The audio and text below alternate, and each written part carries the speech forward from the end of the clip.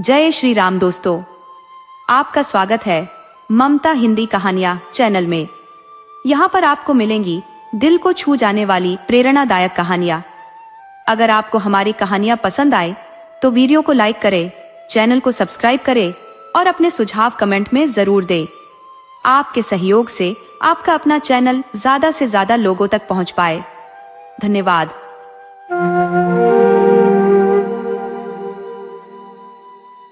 पंडित मोतीराम शास्त्री ने कमरे में कदम रखते ही अपने विशाल पेट पर हाथ फिराते हुए पंचम स्वर में यह श्लोक गुनगुनाया। अजगर करे न चाकरी, पंछी करे न काम, दास मलुका कह गए, सबके दाता राम। सोना ने चेहरे पर उल्लास भरते हुए पूछा, कोई खास खबर है क्या जो इतने प्रसन्न दिख रहे हो? मोतीराम ने अपनी चिर परिचित शैली में बोलते हुए कहा, खबर नहीं, जीत की हुंकार समझो। आज ऐसा हाथ मारा है कि चारों ओर वाहवाही होगी। पूरे घर का निमंत्रण है, पूरे घर का। ऐसा जादू चलाऊंगा कि सब देखते रह जाएंगे। पेट महाराज अभी से बगावत पर उतारू है। सोना ने व्यंग्यात्मक लहजे में कहा, देखो कहीं पहले की तरह इस बार भी धोखा ना हो जाए। पक्का इंतजाम कर लिया है ना? मोतीराम ने अपनी मूंछों को ताव देते हुए जवाब दिया। अरे ऐसा अपशकुन मुंह से न निकालो। बड़े जब तब के बाद ये शुभ घड़ी आई है। जो भी तैयारियां करनी हो जल्दी कर लो। सोना ने मुस्कुराते हुए कहा, वो तो कर ही लूंगी। क्या मुझे इतना भी नहीं आता? उम्र भर सिर्फ घास ही थोड़े खोदी है। पर ये बताओ, सच में पूरे घर का है ना? मोतीराम ने थोड़ा गंभीर होकर कहा। अब और कैसे समझाऊं? पूरे घर भर का मतलब पूरे घर भर का। अगर इतना सरल अर्थ भी नहीं समझ पा रही हो तो मुझसे पूछ लो। विद्वानों की बातें समझना हर किसी के बस की बात नहीं। थोड़ी देर रुककर उन्होंने फिर कहा, मुरादापुर की रानी साहिबा 7 ब्राह्मणों को इच्छा पूर्ति भोज देना चाहती है। अब ये तय करना मेरा काम है कि कौन कौन साथ जाएगा। हमारे घर में ही अलगू राम, बेनी राम, छेदी राम, भवानी राम, फेकू राम और मैं यानी मोतीराम शास्त्री पहले से मौजूद है। ऐसे में बाहर से ब्राह्मण ढूंढने की जरूरत ही क्या है? सोना ने चुटकी ली। और 7वां कौन है? मोतीराम ने कहा। अपना दिमाग चलाओ। सोना ने फिर कहा, और हाँ, एक पत्तल घर लेते आना। मोतीराम ने चिढ़ते हुए जवाब दिया। फिर वही छोटी बात कह दी जिससे मेरी विद्वत्ता पर धब्बा लगे। छे पत्तल घर लाऊं? जजमान के घर बैठकर खाने का जो स्वाद है वो कहीं और नहीं मिलता। और सुनो, 7वें महाशय हैं पंडित सोनाराम शास्त्री।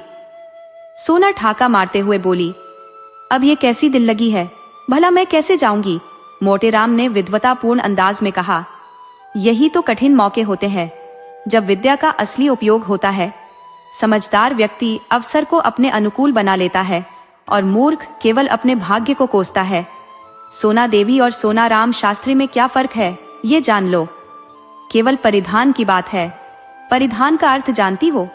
परिधान का मतलब है पहनावा। इसी साड़ी को मेरी तरह बांध लो, मेरी मिर्जई पहन लो और ऊपर से चादर ओढ़ लो। पगड़ी मैं बांध दूंगा, फिर कौन तुम्हें पहचान सकेगा? सोना ने हंसते हुए जवाब दिया, मुझे तो शर्म आएगी। मोतीराम ने गंभीरता से कहा, तुम्हें करना ही क्या है? बोलना तो हम ही को है। सोना ने मन ही मन संभावित स्वादिष्ट पकवानों की कल्पना करते हुए कहा, सच में बड़ा मजा आएगा। मोतीराम बोले, तो फिर देर किस बात की? तैयारी करो और चलो। सोना ने पूछा, कितनी फनकी बना लूं? मोतीराम ने उत्तर दिया, ये मैं नहीं जानता, बस यही सोचो कि जितना हो सके अधिक से अधिक फायदा हो। अचानक सोना देवी को कुछ याद आ गया। उन्होंने कहा, अच्छा, इन बिच्छुओं का क्या करूंगी? मोतीराम ने थोड़ी खींच के साथ कहा, इन्हें उतार कर रख दो। और क्या? सोना बोली, हाँ जी, क्यों नहीं, उतार कर रख दूंगी। मोतीराम ने तीखे स्वर में कहा, तो क्या तुम्हारे बिछुए पहने रहने से ही मैं जिंदा हूं?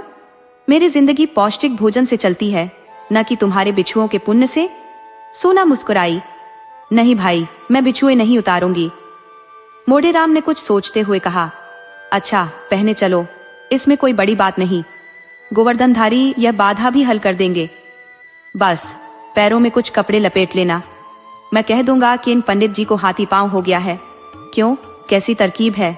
पंडिताइन ने अपने पति की चतुराई की प्रशंसा भरी नजरों से देखते हुए कहा। जन्म भर पढ़ाई की तो मेहनत रंग लाई है। संध्या के समय पंडित जी ने अपने 5 बेटों को पास बुलाकर गंभीरता पूर्वक समझाया, पुत्रों, कोई भी काम करने से पहले भली भांति सोच समझ लेना चाहिए। अब सोचो, यदि रानी साहिबा ने तुम सबका पता ठिकाना पूछना शुरू कर दिया तो क्या उत्तर दोगे? ये तो बड़ी मूर्खता होगी कि तुम सब मेरा नाम ले लो। सोचो, कितना बड़ा कलंक लगेगा कि तुम्हारा पिता, जो विद्वान कहलाता है, केवल भोजन के लिए ऐसा षड्यंत्र रच रहा है। इसीलिए थोड़ी देर के लिए भूल जाओ कि तुम मेरे पुत्र हो। मेरा नाम मत बताना। दुनिया में नामों की कमी नहीं है, कोई और नाम ले लेना। पिता का नाम बदल देने से कोई गुनाह नहीं होता। अलगू ने कहा, आप ही बता दीजिए। मोटेराम ने मुस्कुराते हुए कहा, बिल्कुल, ये काम मुझे ही करना चाहिए। सुनो, अलगूराम के पिता का नाम है पंडित केशव पांडे, इसे याद रखो। बेनीराम के पिता का नाम है पंडित मंगरू ओंजा और छेदीराम के पिता का नाम होगा पंडित दमड़ी तिवारी, इसे मत भूलना। भवानी, तुम्हारा नाम होगा गंगू पांडे, इसे अच्छी तरह याद कर लो। अब फेकूराम, तुम्हें सेतुराम पाठक बताना है। चलो, अब सबके नाम तय हो गए, सबका नामकरण पूरा हुआ। अब मैं परीक्षा लूंगा, तैयार रहना। बोलो अलगू, तुम्हारे पिता का क्या नाम है? अलगू ने तुरंत कहा, पंडित केशव पांडे। मोटेराम ने बेनीराम से पूछा, तुम बताओ? बेनीराम बोला, पंडित दमड़ी तिवारी। छेदी ने आपत्ति की, यह तो मेरे पिता का नाम है। बेनीराम झेपते हुए बोला, मैं तो भूल गया। मोटेराम ने गहरी सांस ली और डपटते हुए कहा, भूल गए? पंडित के बेटे हो और एक नाम तक याद नहीं रख सकते? यह तो बहुत शर्म की बात है। मुझे 5 नाम याद है और तुम्हें एक भी याद नहीं। सुनो, तुम्हारे पिता का नाम पंडित मंगरू ओंजा है, अब याद रखना। पंडित मोटेराम अभी बच्चों की परीक्षा ले ही रहे थे कि उनके पुराने मित्र पंडित चिंतामणि द्वार पर आ पहुंचे। उनकी आवाज सुनते ही मोटेराम घबरा गए। लड़कों को वहां से हटाने की सोच ही रहे थे कि चिंतामणि अंदर आ गए। दोनों में गाढ़ी मित्रता थी जो बचपन से चली आ रही थी। वे अक्सर साथ साथ भोजन करते थे। अगर मोटेराम पहले नंबर पर होते तो चिंतामणि दूसरे स्थान पर रहते, इसमें कोई संदेह नहीं था। लेकिन आज मोटेराम अपने मित्र को साथ नहीं ले जाना चाहते थे। उन्हें साथ ले जाने का मतलब था अपने घर वालों में से किसी एक को छोड़ देना, और इतना बड़ा त्याग करने के लिए वे तैयार नहीं थे। चिंतामणि ने माहौल को देखते हुए चुटकी ली, क्यों भाई, आज तो अकेले ही सारी तैयारी कर रखी है?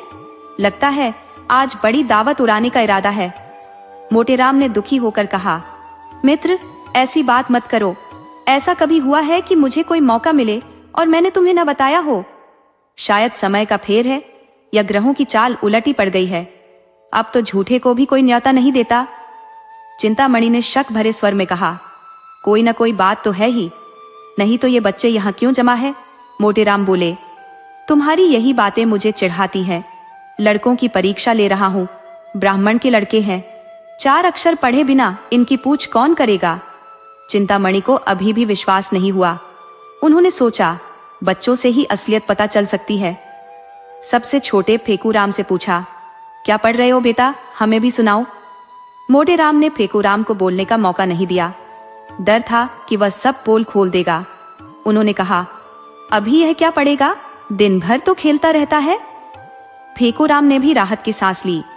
उसे यह भारी जिम्मेदारी अपने नन्हे कंधों पर नहीं लेनी पड़ी।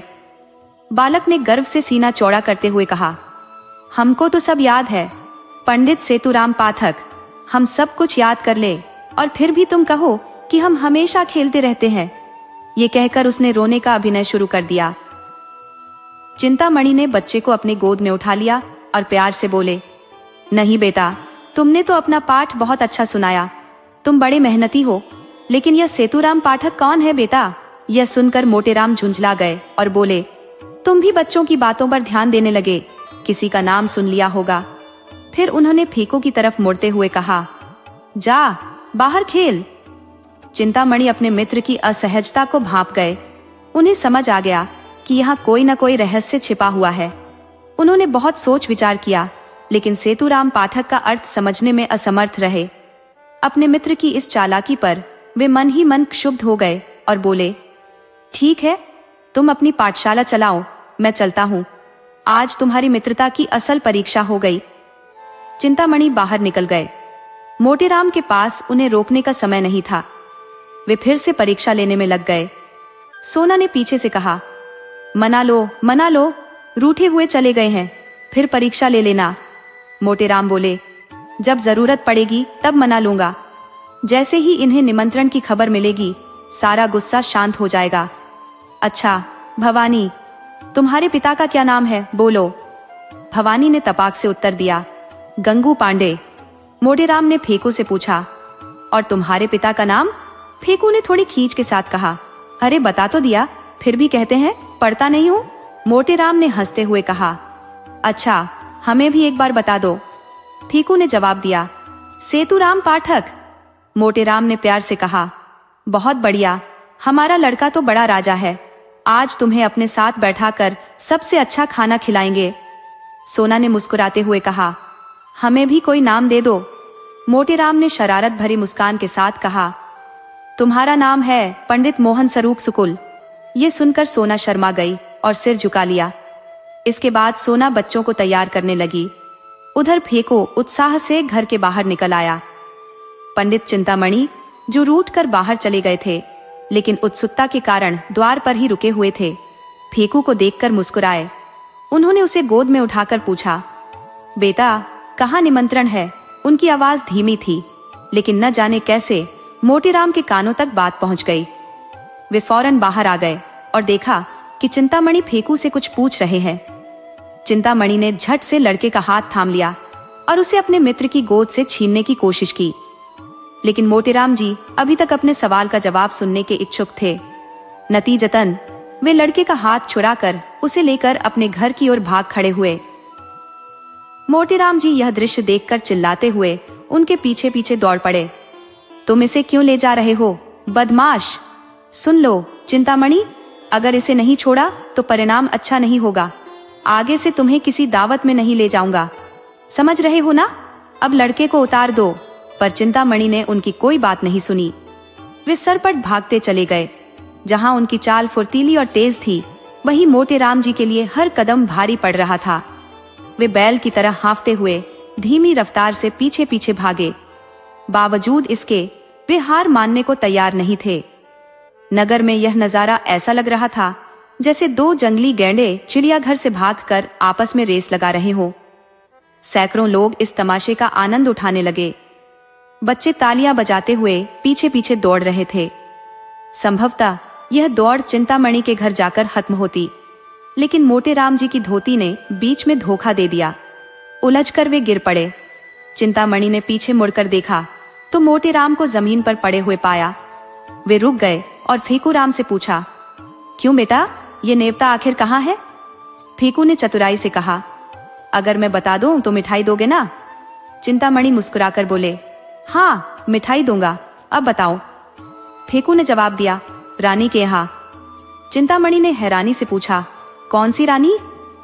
फेकू ने मासूमियत से कहा, ये तो मुझे नहीं पता, पर कोई बड़ी रानी है। नगर में कई बड़ी रानियां थी। चिंतामणि ने सोचा, क्यों न सभी रानियों के दरवाजे जाकर पता किया जाए। जहां भोज होगा वहां भीड़ भाड़ जरूर होगी। इसी सोच के साथ वे वापस लौट पड़े। अब तक उनकी मित्रवत सहानुभूति जग चुकी थी। वे मोटेराम जी के पास पहुंचे और देखा कि वे जमीन पर लेटे करा रहे हैं। चिंतित होकर उन्होंने पूछा, अरे मित्र, गिर कैसे पड़े? यहाँ तो कोई गड्ढा भी नहीं है। मोटेराम ने गुस्से में कहा, तुमसे मतलब? जो पूछना हो लड़के से पूछ लो और उसे लेकर चले जाओ, मुझे चैन से रहने दो। चिंतामणि ने शांत स्वर में कहा, अरे यार, ये सब मजाक था, तुमने बेवजह बुरा मान लिया। चलो अब उठो और राम का नाम लो। मैं वादा करता हूं मैंने कुछ नहीं पूछा। मोटेराम ने झुंझलाते हुए कहा, झूठ मत बोल। चिंतामणि ने अपने जनेऊ की ओर इशारा करते हुए कसम खाकर कहा, सच कह रहा हूं। मोटेराम, तुम्हारी कसमों का क्या भरोसा? चिंतामणि, तुम मुझे इतना बड़ा चालाक समझते हो? मोटेराम, इससे कहीं ज्यादा, चाहे गंगा में डूबकर भी कसम खा लो, मुझसे विश्वास की उम्मीद मत रखना। चिंतामणि, कोई और होता तो उसकी मूछें नोच लेता। मोटेराम, तो फिर आगे बढ़ो। चिंतामणि, पहले पंडिताइन से पूछाओ। मोटेराम इस तीखे तंज को बर्दाश्त नहीं कर पाए। फौरन खड़े हुए और चिंतामणि का हाथ पकड़ लिया। दोनों के बीच खींचतान शुरू हो गई। ये मल्लयुद्ध ऐसा लग रहा था मानो दो गजराज आपस में भिड़ गए हों। दोनों जोर जोर से हनुमान जी की स्तुति गाने लगे और गरज ऐसे रहे थे जैसे जंगल के शेर दहाड़ रहे हो। मोटे राम, महाबली विक्रम बजरंगी। चिंतामणि, भूत पिशाच निकट नहीं आवे। मोटे राम, जय जय जय हनुमान गोसाई। चिंतामणि, प्रभु रखिए लाज हमारी।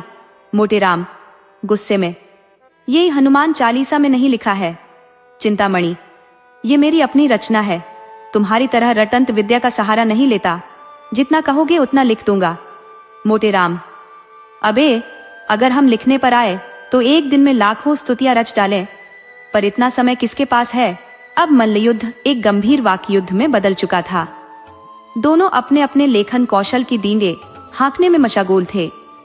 यह बहस विद्वानों के लिए सम्मानजनक भी लग रही थी। इतने में किसी ने चिंतामणि के घर जाकर खबर दी कि पंडित मोटेराम और चिंतामणि में जबरदस्त लड़ाई चल रही है। चिंतामणि के घर में पहले से ही हलचल मच गई। पंडित चिंतामणि 3 पत्नियों के पति थे। एक सम्मानित ब्राह्मण जिनकी विद्वता दूर दूर तक मशहूर थी। उनकी 3 पत्नियां पूरे मोहल्ले में खौफ का पर्याय थी। पंडित जी ने उन्हें बड़े ही मजेदार नाम दिए थे। बड़ी को अमृति, मंझली को गुलाब जामुन और छोटी को मोहन भोग। पर मोहल्ले वालों के लिए वे त्रैताप से कम न थी। घर में अक्सर आंसुओं की गंगा बहती थी।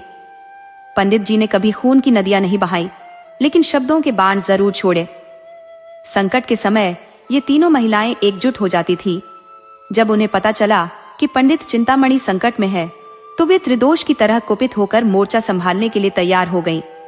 घर से निकली तीनों में से जो अपेक्षाकृत पतली थी, वह सबसे पहले रणभूमि में पहुंची। पंडित मोटेराम ने जब उसे आते देखा तो समझ गए कि अब हालात बिगड़ने वाले हैं। वह फौरन अपना हाथ छुड़ाकर भाग निकले और पलटकर देखने की हिम्मत भी नहीं की। चिंतामणि ने पीछे से खूब ललकारा, लेकिन मोटेराम के कदम रुकने का नाम नहीं ले रहे थे। चिंतामणि, अरे भाग क्यों रही हो? ठहरो, कुछ स्वाद तो चखते जाओ। मोटेराम, भाई हार गया, मैं हार गया। चिंतामणि, अरे थोड़ी दक्षिणा तो लेते जाओ। भागते भागते मोटेराम बोले, दया करो भाई, बस दया करो। रात के 8 बजने तक मोटेराम ने स्नान और पूजा निपटाई और कहा, अब और देर नहीं करनी चाहिए। फंकी तैयार है ना? सोना, फंकी लेकर तो कब से बैठी हूँ, तुम्हें तो जैसे कोई सुध ही नहीं रहती। रात भर पूजा में मग्न रहते हो, ये भी कोई बात है? मोटेराम, मैं तुमसे कितनी बार कह चुका हूँ कि मेरे कामों में दखल मत दो। तुम नहीं समझ सकती कि देर से जाने का क्या मतलब होता है। अगर जल्दी पहुंच जाए तो लोग सोचते हैं कि लोभी है, भूखे भिखारी। इसलिए समझदार लोग थोड़ी देर करते हैं, ताकि यजमान सोचे कि पंडित जी इतने व्यस्त हैं कि भूल गए। और जब बुलाने कोई आदमी आता है, तभी जाने का असली मान होता है। समझी? अब थोड़ा फंकी दे दो। बच्चों को खिला दिया है ना? सोना, बच्चों को तो शाम को ही खिला दिया था। मोटेराम, कोई सोया तो नहीं? सोना, आज कौन सोएगा? सब भूख से चिल्ला रहे थे। 1 पैसे का चबेना मंगवा दिया था, सब छत पर खा रहे हैं। सुन रहे हो ना? ऊपर मारपीट मची हुई है। मोटेराम ने गुस्से में दांत पीसते हुए कहा, जी चाहता है तुम्हारी गर्दन मरोड़ दूं। इस समय चबेना मंगाने की क्या जरूरत थी? अब चबेना खा लेंगे तो वहां क्या खाएंगे? अरे बुद्धि का इतना भी इस्तेमाल नहीं करती। सोना ने झिझकते हुए कहा, गलती हो गई, लेकिन सब इतने कोहराम मचा रहे थे कि और कुछ सूझा ही नहीं। मोटेराम, रोने देती, रोने से भूख और बढ़ जाती। तुम्हारी हरकतों से तो आदमी शर्मिंदा हो जाए। तभी बाहर से आवाज आई, पंडित जी, महारानी बुला रही है, जल्दी चलिए और सबको साथ ले लीजिए। मोटेराम ने गर्व से पत्नी की ओर देखा और बोले, देखा, इसे कहते हैं बुलावा। अब चलने की तैयारी करो। पंडित जी बाहर आए और उस आदमी से बोले, अरे तुम बस एक पल और ना आते तो मैं कथा सुनाने चला गया होता। मुझे तो बिल्कुल याद नहीं था। चलो अब जल्दी से चलते हैं। जैसे तैसे 9 बजने तक पंडित मोटेराम अपने बच्चों के साथ रानी साहब के दरवाजे पर पहुंच गए। रानी साहब एक दमदार और प्रभावशाली महिला थी। वो इस वक्त एक गद्देदार तकिए के सहारे तख्त पर बैठी हुई थी और उनके पीछे 2 आदमी हाथ बांधे खड़े थे। बिजली का पंखा चल रहा था। पंडित जी को देखते ही रानी साहब तख्त से उठी, उनके पैर छुए और उनके साथ आए बच्चों को देखकर हंसते हुए बोली, अरे ये बच्चों को आप कहां से पकड़ लाए? पंडित मोटेराम बोले, क्या करता सरकार, सारा नगर छान मारा लेकिन किसी पंडित ने आने को तैयार नहीं हुआ। कोई किसी के यहाँ दावत में गया है तो कोई कहीं और। तब मैं बड़ा परेशान हो गया। आखिरकार मैंने कहा, आप लोग नहीं आएंगे तो हरी इच्छा, लेकिन कम से कम मुझे शर्मिंदा न करें। तब हर घर से जैसे तैसे जो बालक मिला उसे पकड़ लाया। क्यों फेकूराम, तुम्हारे पिताजी का क्या नाम है? फेकूराम ने गर्व से जवाब दिया, पंडित सेतुराम पाठक। रानी साहब मुस्कुराकर बोली, अरे ये बालक तो बड़ा होनहार है। बाकी बच्चे भी बेचैन हो उठे कि उनकी भी तारीफ हो, लेकिन जब पंडित जी ने उनसे कुछ नहीं पूछा और रानी ने सिर्फ फेकूराम की तारीफ की तो बाकी बच्चे अधीर हो गए। भवानी ने तुरंत कहा, मेरे पिता का नाम है पंडित गंगू पांडे। छेदी ने जोड़ा, मेरे पिता का नाम है दमड़ी तिवारी। बेनीराम ने कहा, मेरे पिता का नाम पंडित मंगरू ओझा है। लेकिन अलगूराम समझदार था, वह चुपचाप खड़ा रहा। रानी साहब ने उससे पूछा, और तुम्हारे पिता का क्या नाम है बेटा? अलगूराम को उस वक्त कुछ सूझा ही नहीं, वह घबरा गया। पंडित मोटेराम ने उसकी तरफ गुस्से से देखा तो अलगूराम का और भी सारा होश ठिकाने से गायब हो गया। फेकूराम ने कहा, हम बता दें, भैया भूल गए। रानी साहब ने हैरानी से कहा, अरे अपने पिता का नाम भूल गया, ये तो बड़ा अजीब है। पंडित मोटेराम अलगू के पास गए और धीरे से कहा, क से शुरू होता है? अलगूराम तुरंत बोला, केशव पांडे। रानी साहब ने हंसते हुए कहा, तो अब तक क्यों चुप था? मोटेराम बोले, सरकार थोड़ा ऊंचा सुनता है। रानी साहब ने कहा, मैंने बहुत सारा सामान मंगवाया है, अब सब खराब होगा, लड़के क्या खाएंगे? मोटेराम बोले, सरकार इन्हें बच्चे मत समझे, इनमें जो सबसे छोटा है वो भी 2 पत्तल खाकर उठेगा। जब पत्तलें सामने रख दी गई और भंडारी ने चांदी की थालों में एक से बढ़कर एक लजीज पकवान परोसने शुरू किए तो पंडित मोटेराम की आंखें चमक उठी। हालांकि उन्हें हर दूसरे दिन किसी न किसी भोज का निमंत्रण मिलता था, लेकिन ऐसे लाजवाब व्यंजन पहले कभी न देखे थे। घी की सोंधी महक उनकी नथुनों से टकरा रही थी, जैसे यह किसी दूसरे लोक का स्वाद हो। हर व्यंजन से केवड़े और गुलाब की हल्की हल्की खुशबू निकल रही थी। हर चीज घी में लथपथ थी। पंडित जी मन ही मन सोचने लगे, ऐसे पकवानों से कोई कैसे तृप्त हो सकता है? चाहे पेट भर जाए, मन नहीं भरेगा। देवता भी इससे बेहतर भला और क्या खाएंगे? इन व्यंजनों से बेहतर चीज तो सपने में भी नहीं सोची जा सकती। इस समय उन्हें अपने जिगरी दोस्त पंडित चिंतामणि की याद आई। अगर वो यहाँ होते तो मजा दोगुना हो जाता। उनके बिना यह भोज अधूरा लगेगा। किससे ठिठोली करूंगा? ये लड़के 2-2 पत्तलें चट कर जाएंगे, लेकिन वो रस कहाँ आएगा? सोना भी कुछ देर तक मेरा साथ देगी, लेकिन आखिर कब तक? चिंतामणि होते तो हम दोनों एक दूसरे को चुनौती देते और उस जोश में पत्तलों की गिनती तक भूल जाते। हमारी देखा देखी लड़के भी पूरी ताकत लगा देते। ओह, बड़ी गलती हो गई, मुझे पहले यह ख्याल क्यों नहीं आया? ये सोचकर पंडित मोटेराम तुरंत उठ खड़े हुए और रानी साहब से बोले, सरकार अगर अनुमति हो तो एक बात कहूं। रानी साहब ने मुस्कुराते हुए कहा, बिल्कुल महाराज, क्या किसी चीज की कमी रह गई है? पंडित जी बोले, नहीं सरकार, ऐसा कुछ भी नहीं है। आपके द्वारा परोसे गए व्यंजन तो अद्वितीय है, पूरे नगर में आपकी प्रशंसा होगी। बस मेरे एक घनिष्ठ मित्र पंडित चिंतामणि जी है, यदि आज्ञा हो तो उन्हें भी बुला लाऊं। वे बड़े विद्वान और धर्मपरायण ब्राह्मण हैं। उनके जैसा विद्वान इस नगर में दूसरा नहीं है। मैं उन्हें निमंत्रण देना भूल गया था, अभी उनकी याद आई है। रानी साहब ने थोड़ी चिंता जताते हुए कहा, आपकी इच्छा है तो बुला लीजिए, लेकिन उन्हें आने में समय लगेगा और भोजन तो परोस दिया गया है। पंडित जी उत्साह में बोले, मैं अभी दौड़ कर आता हूँ सरकार, जरा भी देर न करूंगा। रानी साहब ने कहा, मेरी मोटर ले लीजिए। जैसे ही पंडित जी तैयार हुए, सोना ने हल्की नाराजगी से कहा, आज आपको क्या हो गया है? उन्हें बुलाने की क्या जरूरत है? पंडित जी मुस्कुराए और बोले, अरे कोई ताकतवर साथी भी तो चाहिए। सोना ने तपाक से कहा, क्या मैं तुम्हारे लिए काफी नहीं हूँ? पंडित जी हंसकर बोले, अरे तुम समझ नहीं रही हो, घर की बात और होती है और मैदान की बात और। पुराने खिलाड़ी जैसा जोश और अनुभव दिखाने वाला नया खिलाड़ी नहीं हो सकता। वहां ताकत से ज्यादा हिम्मत की जरूरत होती है।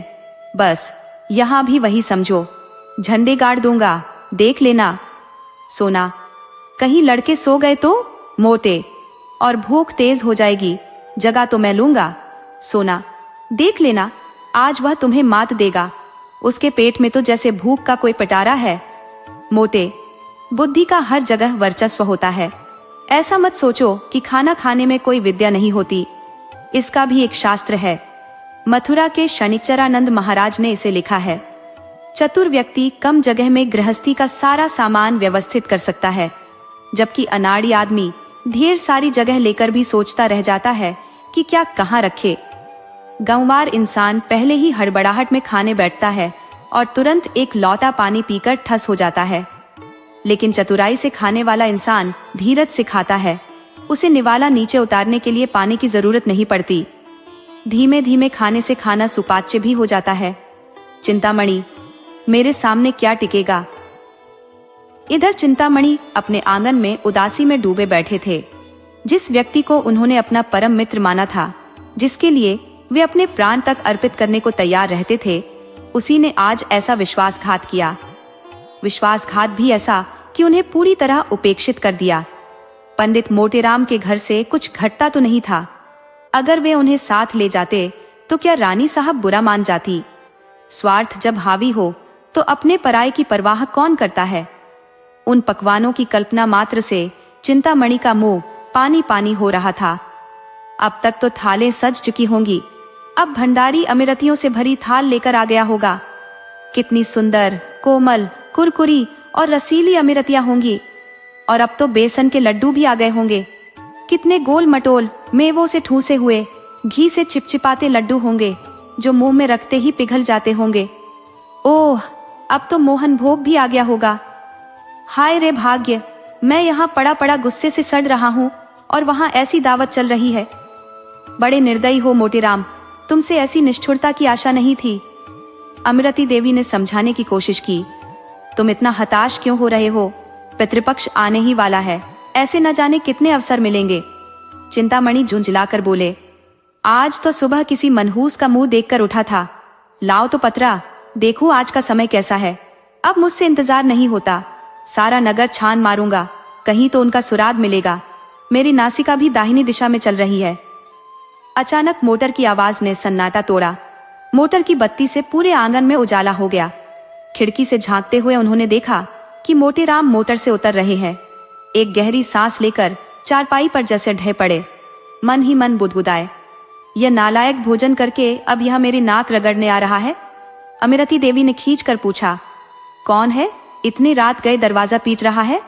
मोटे, हम हैं हम, गाली मत देना। अमिरति, अरे हट मुंह जौ से, तू कौन है।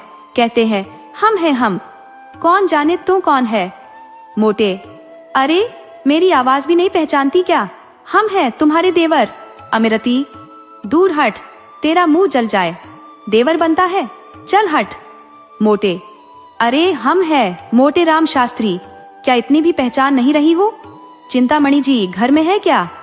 अमिरति ने झल्लाते हुए किवाड़ खोल दिया और व्यंग्य में बोली, अरे तुम थे तो पहले क्यों नहीं बताया। जब गालियों का पूरा थैला खा लिया तब बोल रहे हो। बोलो अब क्या है। मोटे, कुछ नहीं, चिंतामणि जी को अच्छी खबर देने आया हूँ, रानी साहब ने उन्हें याद किया है। अमिरति, खाने के बाद बुलाने का क्या मतलब है। मोटे, अभी भोजन कहाँ हुआ है। मैंने जब उनकी विद्या, कर्मठता और सच्चाई की तारीफ की तो रानी साहब मोहित हो गई। उन्होंने कहा, उन्हें मोटर पर लेकर आओ। क्या सो गए हैं। चिंतामणि जी चारपाई पर लेटे सब सुन रहे थे। मन में आया कि दौड़कर मोटेराम के पैरों पर गिर पड़े। अब तक जो भी कटु विचार उनके मन में थे सब धुल गए। एक गहरी ग्लानि महसूस हुई, आंसू बहने लगे। मोटेराम पास आकर बोले, अरे भाई आते हो या बस सोए रहोगे। चिंतामणि कराहते हुए बोले, पहले क्यों नहीं ले गए, अब जब मेरी हालत खस्ता हो गई तब आए हो, पीठ में अभी तक दर्द है। मोटे, अरे मैं तुम्हें ऐसा खाना खिलाऊंगा कि सारा दर्द छू मंत्र हो जाएगा। तुम्हारे यजमान भी ऐसे पकवानों का स्वाद नहीं चख पाए होंगे। आज मैं तुम्हें पछाड़ दूंगा। चिंतामणि, तुम बेचारे मुझे क्या पछाड़ोगे? सारा शहर छान लो, ऐसा कोई नहीं जो मेरे मुकाबले ठहरे। मुझे तो शनिचर महाराज का आशीर्वाद है। मोटे, अरे यहाँ बरसों की साधना है हमारी। ऐसे भंडारे साफ कर देते हैं कि इच्छा फिर भी बनी रहती है। खाना खाकर खड़े तक नहीं हो सकते, गाड़ी में लद कर आते हैं। चिंतामणि, तो इसमें कौन सी बड़ी बात है? यहाँ तो लोग मुझे टोकरी पर लाद कर लाते हैं। डकारें ऐसी लेते हैं जैसे बम फट रहा हो। एक बार तो खुफिया पुलिस ने बम फटने के डर से घर की तलाशी तक ले ली थी। मोटे, अरे झूठ मत बोलो, कोई इस तरह से डकार नहीं ले सकता। चिंता, अच्छा तो खुद आकर देख लो, डर कर भाग मत जाना बस। कुछ ही पल में दोनों मित्र मोटर पर सवार हो गए और गाड़ी चल पड़ी। रास्ते में पंडित चिंतामणि के मन में यह शंका उठी कि कहीं ऐसा न हो कि मुझे पंडित मोतीराम का पिछलग्गू मान लिया जाए और मेरा उचित सम्मान न हो।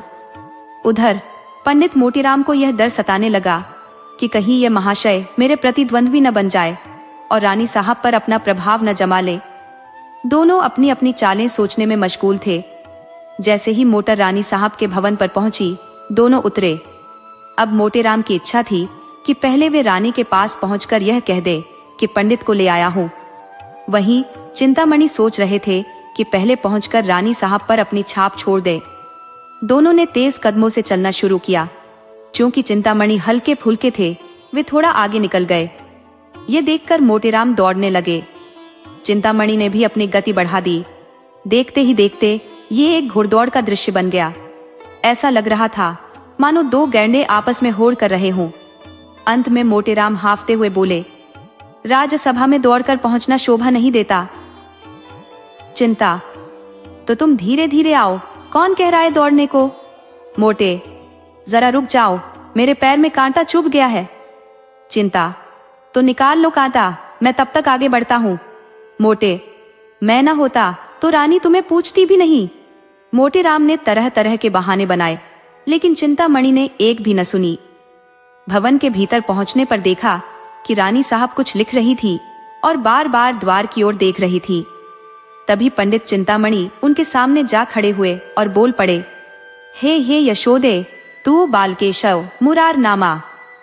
रानी, यह क्या? साफ साफ कहो। चिंता, सरकार को आशीर्वाद देने आया हूं। आपने इस दास चिंतामणि को बुलाकर जो कृपा की है, उसका वर्णन तो सहस्त्र जिह्वाओं वाला शेषनाग भी नहीं कर सकता। रानी, तुम ही चिंतामणि हो? और पंडित मोतीराम शास्त्री कहाँ है? चिंता, वे पीछे आ रहे हैं सरकार। मेरे बराबर कौन आ सकता है भला? वह तो मेरा शिष्य है। रानी, अच्छा, तो वे आपके शिष्य हैं? चिंता, मैं अपनी बढ़ाई अपने मुंह से नहीं करना चाहता सरकार। विद्वानों को विनम्र होना चाहिए, लेकिन सत्य तो ये है कि दुनिया सब जानती है। सरकार, मैं बहस में पढ़ने वालों में नहीं हूँ, ये मेरी प्रवृत्ति नहीं। मेरे शिष्य अक्सर गुरु बनने की कोशिश करते हैं, लेकिन मैं मौन साधे रहता हूँ। जो हकीकत है वह सबको मालूम है। इतने में पंडित मोटेराम लड़खड़ाते और हांफते हुए वहां आ पहुंचे। उन्होंने देखा कि चिंतामणि बड़े ही शांत और गरिमामय ढंग से खड़े हैं। यह देख मोटेराम भी एक आदर्श साधु की भांति स्थिर हो गए। रानी, पंडित चिंतामणि न केवल सरल स्वभाव के हैं, बल्कि महान विद्वान भी हैं। आप उनके शिष्य हैं, फिर भी वे आपको अपना शिष्य नहीं मानते। मोटे, सरकार, मैं तो इनका दास हूँ, पूर्णतः समर्पित। चिंता, जगतारिणी, मैं तो इनका चरण धूलि मात्र हूँ। मोटे, रिपुदल संहारिणी, मैं तो इनके द्वार का कुत्ता हूँ। रानी, आप दोनों ही सम्माननीय हैं, चलिए भोजन कीजिए। सोना रानी बैठी पंडित मोटेराम के आने का इंतजार कर रही थी। उन्हें पति की इस मित्रता पर बड़ा गुस्सा आ रहा था। बड़े बच्चों की तो चिंता नहीं थी, लेकिन छोटे बच्चों के सो जाने का डर सता रहा था। वह उन्हें कहानियां सुना सुनाकर बहलाने की कोशिश कर रही थी। तभी भंडारी ने आकर कहा, महाराज चलिए। दोनों पंडित भोजनशाला में आसन पर विराजमान हो गए। फिर क्या था, बच्चे खुशी खुशी उछलते कूदते भोजनशाला में जा पहुंचे।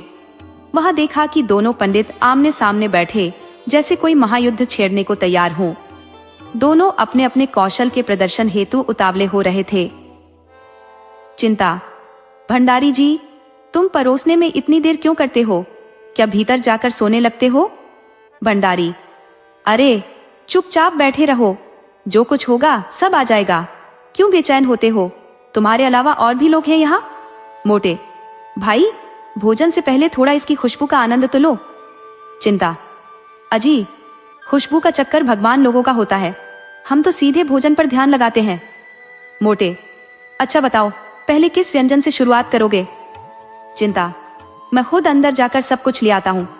मोटे। अरे धीरज रखो, सब कुछ आने दो, पहले ठाकुर जी का भोग तो लगने दो। चिंता। तो बैठे क्यों हो, भोग लगाओ ना, या लाओ मैं खुद जल्दी जल्दी भोग लगा दूं। ये फालतू देरी क्यों कर रहे हो? इतने में रानी आ गई। चिंतामणि तुरंत सतर्क हो गए और रामायण की चौपाइयां गुनगुनाने लगे। रहा एक दिन अवध अधारा, समुजत मन दुख भयु अपारा, कौशलेश दशरथ के जाए, हम पितु बचन माने बनाए। और चौपाई सुनते सुनते सभा में ठहाकों की गूंज गहराने लगी। पंडित मोटेराम ने देखा कि चिंतामणि का प्रभाव बढ़ता जा रहा है, तो वे भी अपनी विद्वता का प्रदर्शन करने के लिए व्याकुल हो उठे। बहुत प्रयास किया, लेकिन न तो कोई श्लोक याद आया, न कोई मंत्र और न ही कोई कविता। आखिरकार उन्होंने सीधे सीधे राम नाम का जाप शुरू कर दिया। राम भज, राम भज, राम भज रे मन। इतने ऊंचे स्वर में जाप किया कि चिंतामणि को भी अपने स्वर को ऊंचा करना पड़ा। मोटेराम ने और जोर से आवाज लगानी शुरू कर दी। तभी भंडारी ने आकर कहा, महाराज अब भोग लगाइए। ये सुनकर उनकी प्रतियोगिता समाप्त हुई। भोग की तैयारी शुरू हुई। बाल वृंद सजग हो गया। किसी ने घंटी पकड़ ली, किसी ने घड़ियाल, किसी ने शंख और किसी ने करताल। चिंतामणि ने आरती की थाली उठा ली। मोटेराम यह देखकर खिन्न हो गए। वे सोच रहे थे कि रानी के पास जाने का यह मौका उनके हाथ से निकल गया, परंतु किसे मालूम था कि विधाता ने कुछ और ही लीला रच रखी है। जैसे ही आरती समाप्त हुई और भोजन शुरू होने को था, तभी एक कुत्ता न जाने कहां से आ गया। पंडित चिंतामणि के हाथ से लड्डू थाल में गिर पड़ा। यह देख मोटेराम सन्न रह गए। सर्वनाश! चिंतामणि ने मोटेराम की ओर देखा और संकेत में कहा, अब क्या करोगे मित्र? या तो हालात बेकाबू हो गए। मोटेराम ने गहरी सांस लेकर कहा, अब क्या किया जा सकता है? ये अभागा कुत्ता आया कहां से? रानी पास खड़ी थी। उन्होंने कहा, अरे ये कुत्ता यहाँ कैसे आ गया? ये तो हमेशा बंधा रहता था, आज कैसे छूट गया? अब तो पूरी रसोई भ्रष्ट हो गई। चिंतामणि, सरकार, शास्त्रों में इसके विषय में। मोटेराम, कोई दिक्कत नहीं है सरकार, कोई बड़ी बात नहीं। सोना, भाग्य फूट गया, आधी रात तक देखते देखते ये विपत्ति आ पड़ी। चिंतामणि, सरकार, स्वान के मुख में अमृत। मोटेराम, तो अब अनुमति हो तो चले। रानी, हाँ और क्या, मुझे बहुत दुख है कि इस कुत्ते ने इतना बड़ा अनर्थ कर दिया। टॉमी, तुम बड़े गुस्ताख हो गए हो। भंडारी, ये थालियां उठाकर मेहतर को दे दो। चिंतामणि, सोना से सीना फटा जा रहा है। सोना को बच्चों पर दया आ रही थी। बेचारे इतनी देर से देवताओं जैसा धैर्य दिखा रहे थे। अगर उनके बस में होता तो कुत्ते का गला घोंट देती। उन्होंने कहा, बच्चों का तो कोई दोष नहीं है, इन्हें क्यों नहीं खिला देते कोई? चिंतामणि, मोटेराम बड़ा ही धूर्त निकला, इसकी अक्ल पूरी तरह भ्रष्ट हो गई है। सोना, ऐसे तो बड़े पंडित बने घूमते हैं, अब क्यों कुछ बोलते नहीं? मुंह में दही जमा है क्या? जुबान क्यों नहीं खुल रही? चिंता, सच कह रहा हूं, अगर मौका मिलता तो रानी को चकमा देकर निकल जाता। उस अभागे के कारण पूरा खेल बिगड़ गया। सारी इच्छाएं मन में ही रह गईं। ऐसे मौके फिर कहां मिलेंगे? सोना, सारी मर्दानगी घर में ही दिखाते हो, बाहर तो जैसे पानी उतर जाता है। रानी ने भंडारी को बुलाया और कहा, इन तीनों छोटे बच्चों को खिला दो, बेचारे क्यों भूखे रहे। क्यों फेंको राम, मिठाई खाओगे? फेंको। हाँ, हम तो इसी उम्मीद से आए हैं। रानी, कितनी मिठाई खाओगे? फेंको, हाथ से इशारा करते हुए। बहुत सारी, इतनी। रानी, ठीक है, जितनी खानी है खा लेना, लेकिन जो सवाल पूछूंगी उसका जवाब देना पड़ेगा। बताओगे ना? फेंको। हाँ बताऊंगा, पूछिए। रानी, अगर झूठ बोले तो मिठाई नहीं मिलेगी, समझ गए? फेंको। मत दीजिएगा, मैं झूठ नहीं बोलूंगा। रानी, अपने पिता का नाम बताओ। मोटे, बच्चों को हर वक्त सब बातें याद नहीं रहती, उसने तो आते ही बता दिया था। रानी, मैं फिर पूछ रही हूँ, इसमें आपकी क्या हानि है? चिंता, नाम पूछने में कोई नुकसान नहीं है। मोटे, चुप रहो चिंतामणि, नहीं तो अच्छा नहीं होगा। मेरे गुस्से को तुम जानते नहीं, चुपचाप बैठा हूँ, लेकिन अगर फूट पड़ा तो भागने की नौबत आएगी। रानी, आप बेवजह इतना क्रोध क्यों कर रहे हैं? फेकुराम, जवाब दो, वरना मिठाई नहीं मिलेगी। चिंता, महारानी तुम्हारे ऊपर इतनी कृपा कर रही हैं बेटा, सच सच बता दो। मोटे, चिंतामणि तुम्हारे दिन खराब आ गए हैं, वह कुछ नहीं बताएगा और तुम बड़े हमदर्द बनने चले हो। सोना, अरे हाँ, बच्चों से ये सब पूछने का क्या मतलब? अगर मिठाई देनी है तो दो, नहीं तो मत दो। ये क्या कि पहले बाप का नाम बताओ तब मिठाई मिलेगी। फेकुराम ने धीरे धीरे कुछ कहा, लेकिन पंडित जी ने इतनी जोर से डांटा कि वह अधूरी बात ही मुंह में रह गई। रानी, उसे डांट क्यों रहे हो? बोलने क्यों नहीं देते? बोलो बेटा। मोटे, आप हमें अपने दरवाजे बुलाकर हमारा अपमान कर रही हैं। चिंता, इसमें अपमान जैसी कोई बात नहीं है भाई। मोटे, अब हम इस घर के दरवाजे पर कदम नहीं रखेंगे, यहाँ शरीफ लोगों का अपमान होता है। अलगू, अगर कहें तो चिंतामणि को एक थप्पड़ जड़ दूं? मोटे, नहीं बेटा, पापियों को सजा देने का काम भगवान का है। चलो यहाँ से चलते हैं, अब भूल कर भी यहाँ नहीं आएंगे। ब्राह्मणों को बुलाकर उनका अपमान करना, तभी तो देश में हर तरफ हंगामा मचा हुआ है। चिंता, मोटेराम, महारानी के सामने तुम्हें ऐसी कड़वी बातें नहीं कहनी चाहिए थी।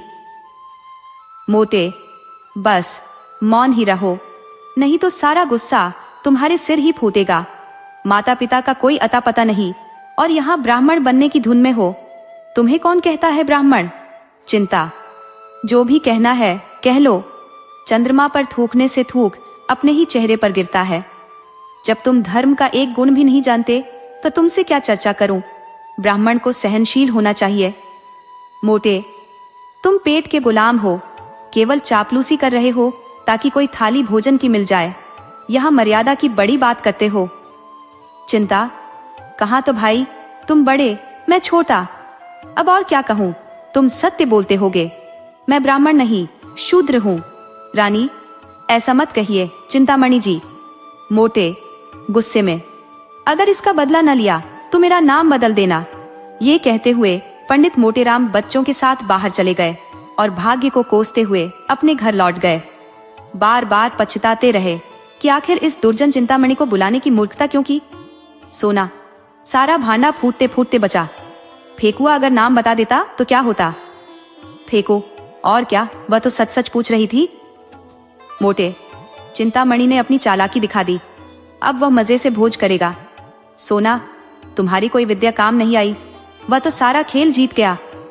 मोटे, मैं जानता हूँ, रानी ने जानबूझकर कुत्ते को बुलाया। सोना, मैं तो उसका चेहरा देखते ही समझ गई कि वह हमें पहचान गई है। इधर ये लोग पछताते हुए घर की ओर बढ़ रहे थे, उधर चिंतामणि की 5 अंगुलियां घी में थी। वह आसन पर बैठकर भोज कर रहे थे। रानी अपने हाथों से मिठाइयां परोस रही थी और बातचीत भी चल रही थी। रानी, बड़ा धूर्त है, बच्चों को देखते ही मैंने समझ लिया था। अपनी पत्नी को भेष बदल कर लाया और इसे लज्जा तक नहीं आई। चिंता, वे मुझे कोस रहे होंगे। रानी, मुझसे अकड़ने चला था, मैंने भी उसे कहा था कि बचा, तुझे ऐसी सीख दूंगी जो ताउम्र याद रहेगी। मैंने टामी को बुला लिया। चिंता, सरकार की बुद्धिमानी को प्रणाम है। दोस्तों, आपको कहानी कैसी लगी अपने सुझाव कमेंट करना न भूले। तो चलिए आज की अगली कहानी शुरू करते हैं।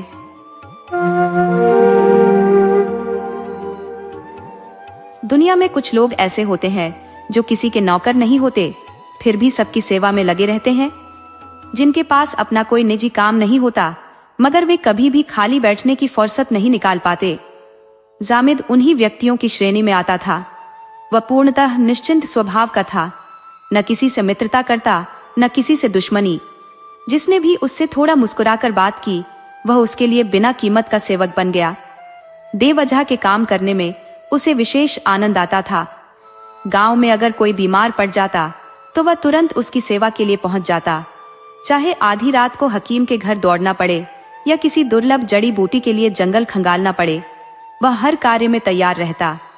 किसी गरीब पर अत्याचार होते देख वह चुप नहीं रह सकता था, चाहे कोई उसे मारने पर उतर आए, पर वह अन्याय के विरुद्ध आवाज उठाने से पीछे नहीं हटता। इस प्रकार की घटनाएं उसके जीवन में असंख्य बार घटित हो चुकी थी। पुलिस वालों से उसकी खटपट तो आम बात थी। गांव वाले उसे बॉडम समझते थे और कहीं न कहीं यह सही भी था। जो व्यक्ति किसी का बोझ देखकर उसे अपने कंधे पर उठा ले, किसी का छप्पर खड़ा करने या आग बुझाने के लिए मीलों दौड़ जाए, उसे समझदार कौन कहेगा। सच कहे तो उसकी सेवाओं से औरों को भले ही लाभ हो, पर उसका स्वयं का कोई भला नहीं होता था। यहाँ तक कि उसे अपनी रोटी के लिए भी दूसरों पर निर्भर रहना पड़ता था। वह खुद भूखा रहता मगर दूसरों की परेशानियों में डूबा रहता। आखिरकार जब लोगों ने उसे तिरस्कृत किया और समझाया कि वह अपना जीवन व्यर्थ गवा रहा है, तब उसकी समझ में बात आई। उन्होंने कहा, तुम दूसरों के लिए अपनी जान खपाते हो, मगर कोई तुम्हारा नहीं है। अगर तुम बीमार पड़ गए तो एक घूंट पानी देने वाला भी न मिलेगा। जब तक तुम सेवा करते हो, लोग तुम्हें भीख समझकर खाना दे देते हैं, पर जिस दिन कुछ मांगने की नौबत आएगी, कोई तुमसे सीधे मुंह बात भी नहीं करेगा। ये सुनकर जामिद की आंखें खुली। उसके पास अपना कुछ भी नहीं था, न कोई सामान, न कोई साधन। एक दिन उसने अपना सामान समेटा और गांव छोड़ दिया। 2 दिन बाद वह एक बड़े शहर पहुंचा। शहर भव्य था, ऊंचे ऊंचे महल, चौड़ी और स्वच्छ सड़कें, रौनक भरे बाजार, मस्जिदों और मंदिरों की गिनती मकानों से भी अधिक प्रतीत होती थी। गांव में ऐसा कुछ भी नहीं था। वहां लोग एक साधारण चबूतरे पर नमाज पढ़ लेते थे और हिंदू पेड़ के नीचे जल अर्पित कर देते थे। लेकिन यहाँ धर्म और पूजा का ऐसा महात्म्य देखकर जामिद हैरान और प्रसन्न हुआ। उसके मन में धर्म का जितना सम्मान था, उतना किसी सांसारिक वस्तु का नहीं। वह सोचने लगा, ये लोग कितने ईमानदार और सत्यनिष्ठ होंगे। इन लोगों में कितनी करुणा, कितनी समझदारी और कितनी गहरी संवेदनशीलता होगी, तभी तो इन्हें ईश्वर ने इतना सम्मान दिया है। जामिद हर आते जाते व्यक्ति को श्रद्धा भरी दृष्टि से देखता और विनम्रता से सिर झुका देता। यहाँ के लोग उसे किसी देवता के समान लगते थे। घूमते घूमते शाम हो गई। थकावट से चूर होकर वह एक बड़े मंदिर के चबूतरे पर जा बैठा। मंदिर का आकार विशाल था, ऊपर सुनहरे कलश चमचमा रहे थे। मुख्य भवन संगमरमर की सुंदर टाइलों से सुसज्जित था, लेकिन आंगन में जगह जगह गंदगी और गोबर फैला हुआ था। जामिद को गंदगी से बेहद घिन थी। देवालय की यह दशा देखकर उसका मन कसमसाने लगा। उसने चारों तरफ नजर दौड़ाई, शायद कहीं झाड़ू मिल जाए, मगर ऐसा कुछ नहीं मिला। अंत में उसने अपने दामन का सहारा लिया और सफाई में जुट गया। थोड़ी ही देर में श्रद्धालुओं का जमघट लगने लगा।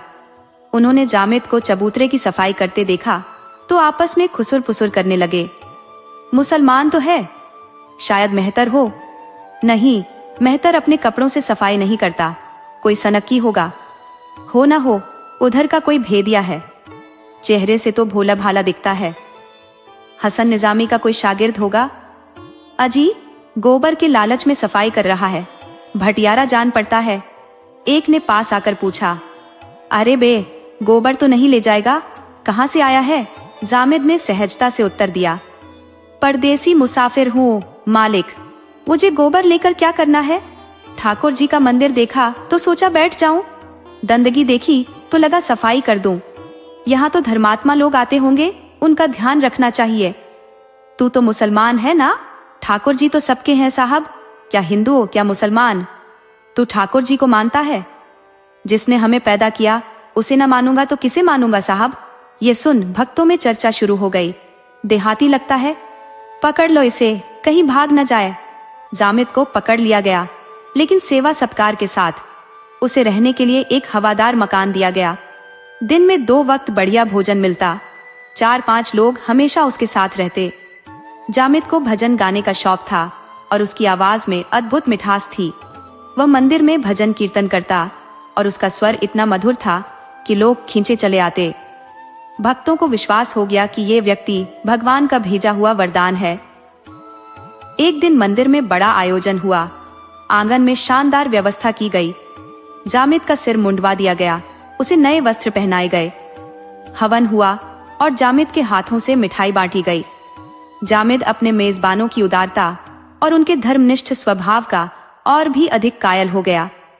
ये लोग कितने सज्जन हैं, जो एक बेसहारा परदेसी की इस कदर खातिर कर रहे हैं। यही तो असली धर्म है। जामिद ने अपने जीवन में कभी ऐसा आदर सम्मान नहीं पाया था। वही सादा सा घूमने वाला नौजवान, जिसे लोग पहले अनजान और बॉर्डन समझते थे, आज भक्तों का प्रिय बन गया था। सैकड़ों लोग केवल उसकी एक झलक पाने को उमड़ पड़ते थे। उसकी विद्वता के किस्से चारों तरफ फैल गए थे। अखबारों में छप गया कि एक प्रतिष्ठित मौलवी की शुद्धि हो गई है। लेकिन सरल और सीधा सादा जामिद इस अचानक मिले आदर का राज समझ नहीं पा रहा था। इन धर्मात्मा और संवेदनशील लोगों के लिए वह क्या कुछ न करता। वह रोज पूजा करता, भजन गाता और हर काम में तन मन से जुट जाता। गांव में भी वह सत्यनारायण की कथा में भाग लेता और भजन कीर्तन करता था, मगर वहां उसे कोई खास अहमियत नहीं मिलती थी। यहाँ का माहौल बिल्कुल अलग था। लोग उसे पूछते थे, मानते थे। एक दिन वह भक्तों के साथ बैठा कुरान पढ़ रहा था कि उसकी नजर सड़क पर पड़ी। एक हट्टा कट्टा युवक, जिसने माथे पर तिलक और कंधे पर जनेऊ डाला हुआ था, एक कमजोर और बूढ़े आदमी को बेरहमी से पीट रहा था। बूढ़ा गिड़गिड़ा रहा था, रो रहा था, बार बार उसके पैर पकड़कर माफी मांग रहा था, लेकिन तिलकधारी युवक को कोई रहम न आ रहा था। ये नजारा देखकर जामिद का खून खौल उठा। वह झटपट उठकर बाहर गया और सीधे उस युवक के सामने खड़ा हो गया। क्या कर रहे हो भाई? इस बुढ़े पर क्यों हाथ उठा रहे हो?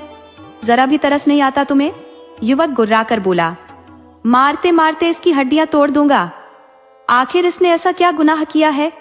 जामिद ने शांत लेकिन तीखे स्वर में पूछा।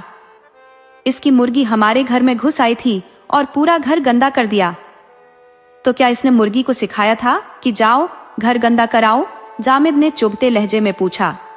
बूढ़ा कांपती आवाज में बोला, हुजूर, मैं उसे हमेशा बांध कर रखता हूँ। आज एक गलती हो गई, माफी चाहता हूँ, मगर ये साहब मान ही नहीं रहे। मार मार कर अधमरा कर दिया। युवक फिर चिल्लाया, अभी तो बस शुरुआत है, इसे मिट्टी में गाड़ दूंगा। जामिद ने गुस्से में कहा, मिट्टी में गाड़ोगे तो फिर खुद भी खड़े नहीं रह पाओगे, समझे? अगर दोबारा हाथ उठाया तो अच्छा नहीं होगा। युवक को अपनी ताकत पर घमंड था।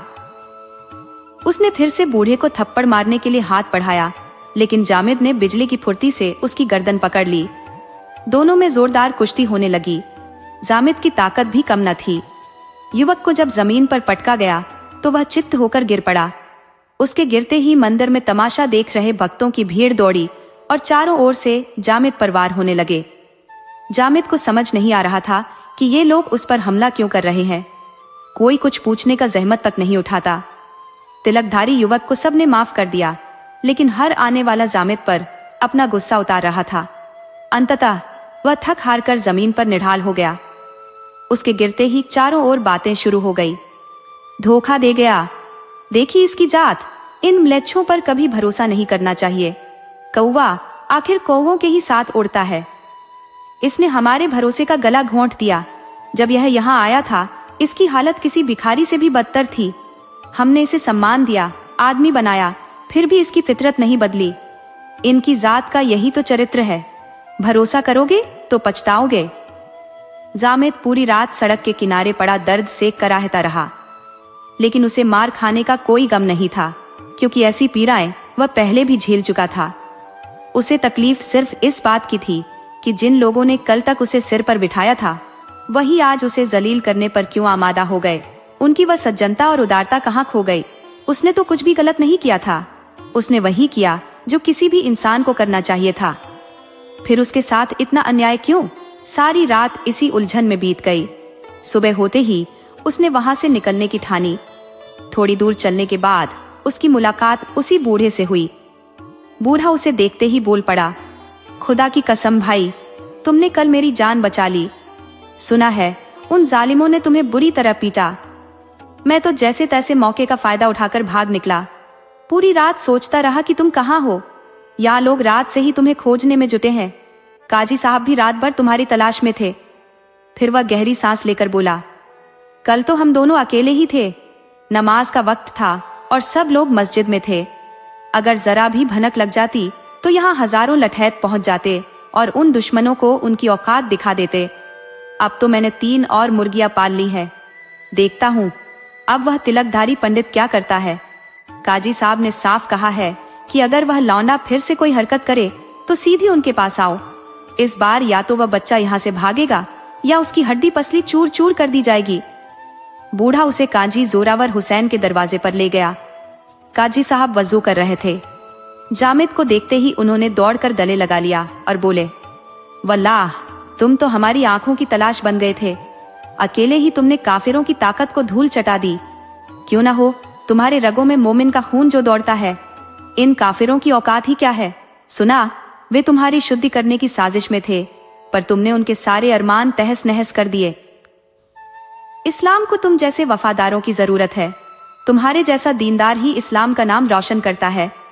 बस एक चूक हो गई। अगर तुमने 1 महीने का सब्र किया होता तो हालात कुछ और होते। शादी हो जाने दी होती तब और मजा आता। एक हूर सी दुल्हन साथ लाते और दौलत मुफ्त में मिलती। वल्लाह तुमने थोड़ी जल्दबाजी कर दी। दिन भर लोगों का जमावड़ा लगा रहा। हर कोई जामिद को एक झलक देखने के लिए उत्सुक था। उसकी हिम्मत, ताकत और मजहबी जोश की हर कोई तारीफ कर रहा था। पहर रात ढल चुकी थी। मुसाफिरों की आवाजाही कम हो गई थी। जामिद ने काजी साहब से मजहबी किताबों की तालीम लेना शुरू कर दिया था। काजी साहब ने उसके लिए अपने बगल का कमरा खाली कर दिया था। वह सबक लेकर लौटा और सोने की तैयारी कर ही रहा था कि दरवाजे पर तांगे के रुकने की आवाज सुनाई दी। उसने सोचा शायद कोई मुरीद आया होगा। नीचे जाकर देखा तो एक औरत तांगे से उतर रही थी और तांगे वाला उसका सामान बरामदे में रख रहा था। औरत ने इधर उधर नजर डालते हुए कहा, नहीं, मुझे पूरा यकीन है ये उनका घर नहीं है। शायद तुम गलत जगह ले आए हो। तांगे वाला बोला, हुजूर आप नहीं मानती, बाबू साहब ने मकान बदल लिया है, ऊपर चलिए। औरत थोड़ी हिचकिचाते हुए बोली, क्यों नहीं बुलाते, आवाज दो। तांगे वाला बोला, ओ साहब, जब यकीन है कि यह वही घर है तो चिल्लाने का क्या फायदा। बेचारे आराम कर रहे होंगे, उनका आराम खराब करने से क्या लाभ। आप निशंक होकर ऊपर चलिए। औरत ऊपर चली गई और उसके पीछे पीछे तांगे वाला सामान लेकर चल पड़ा। जामिद यह सब देखकर नीचे चुपचाप खड़ा रहा। इस अजीबोगरीब वाक्य का मतलब उसकी समझ से परे था। तांगे वाले की आवाज सुनते ही काजी साहब छत पर निकल आए। एक औरत को आते देख उन्होंने कमरे की खिड़कियां बंद कर दी और खूंटी पर टंगी तलवार उतार ली। वह दरवाजे पर आकर खड़े हो गए। जैसे ही औरत ने सीढ़ियां चढ़कर छत पर कदम रखा, काजी साहब को देखकर ठिठक गई। वह तुरंत पलटकर वापस जाना चाहती थी, पर काजी साहब ने झपटकर उसका हाथ पकड़ लिया और उसे घसीटते हुए कमरे के अंदर ले गए। इसी दौरान जामिद और तांगे वाला भी छत पर पहुंच गए थे। जामिद यह सब देखकर सन्न रह गया। ये मंजर उसकी सोच से परे था। एक ऐसा शख्स जिसे ज्ञान और न्याय का प्रतीक माना जाता है, आज एक अनजानी महिला पर इस कदर जुल्म डा रहा था। तांगे वाले के साथ वह भी कमरे के अंदर दाखिल हो गया।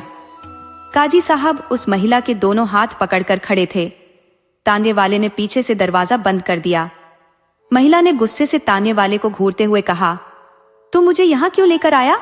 काजी साहब ने तलवार की धार चमकाते हुए कहा, पहले इत्मीनान से बैठो, सब कुछ साफ हो जाएगा। महिला ने तीखी आवाज में कहा, तुम तो कोई मौलवी लगते हो। क्या तुम्हारे खुदा ने तुम्हें यही सिखाया है कि दूसरों की बहू बेटियों को जबरन घर में कैद करो और उनकी इज्जत पर हाथ डालो। काजी ने सख्त लहजे में जवाब दिया, हाँ, खुदा का यही हुक्म है कि काफिरों को किसी भी तरीके से इस्लाम के रास्ते पर लाया जाए, अगर ये खुद न माने तो जबरन। महिला ने चुभते शब्दों में कहा, अगर कोई तुम्हारी बेटी या बहू के साथ यही सलूक करे तो। काजी ने ठंडे पर घिनौने स्वर में कहा, जो हमारे साथ करोगे वही हम तुम्हारे साथ करेंगे, लेकिन हम बेइज्जती नहीं करते, बस अपने मजहब में शामिल करते हैं। इस्लाम कबूल करने से इज्जत बढ़ती है, घटती नहीं। तुम लोगों ने तो हमें मिटाने की ठान रखी है, हमारी कौम को खत्म करने की कोशिश कर रहे हो, लालच और धोखे से हमें बेदीन बनाने की साजिश रच रहे हो। ऐसे में क्या हम मूक दर्शक बने रहेंगे। महिला ने गुस्से से कहा, हिंदू इस तरह का जुल्म नहीं कर सकते। शायद तुम्हारी शरारतों से तंग आकर कुछ कमजोर लोग बदला लेने पर उतर आए हों, लेकिन कोई सच्चा हिंदू ऐसा काम नहीं करता।